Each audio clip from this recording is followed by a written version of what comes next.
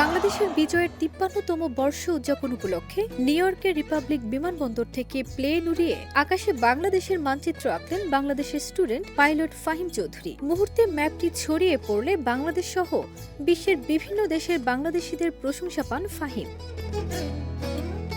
১৪ December ম্যাপটি তৈরি করেন তিনি।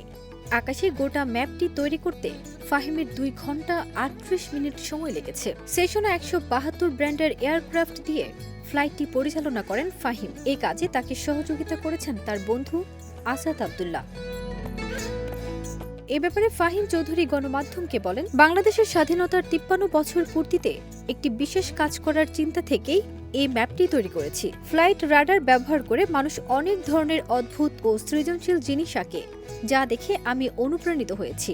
যেহেতু আমাদের দেশের ইতিহাস অনেক সংগ্রামী, তাই এই ম্যাপটি তৈরি করতে গিয়ে আমি চেষ্টা করেছি বাংলাদেশের স্বাধীনতার ইতিহাস এবং মুক্তিযোদ্ধাদের প্রতি শ্রদ্ধা প্রদর্শন করতে। তিনি বলেন, ম্যাপটি তৈরি করতে গিয়ে আমি অনেক আবেগ অনুভব করেছি। এই ম্যাপের মাধ্যমে আমি আমাদের শহীদ মুক্তিযোদ্ধাদের প্রতি শ্রদ্ধা নিবেদন করতে চেয়েছি। তারা যে আত্মত্যাগ করেছেন তা দেশের প্রতি আমার ভালোবাসাকে আরো গভীর করে তোলে। স্বাধীনতা অর্জনের পেছনে যে পরিমাণ কষ্ট, ত্যাগ আর সংগ্রাম ছিল তা ভেবে আমি সত্যিই গর্বিত। প্রসঙ্গত, ফাহিম বাংলাদেশের গ্যালাক্সি ফ্লাইং একাডেমি থেকে প্রাইভেট পাইলট লাইসেন্স অর্জন করেছেন।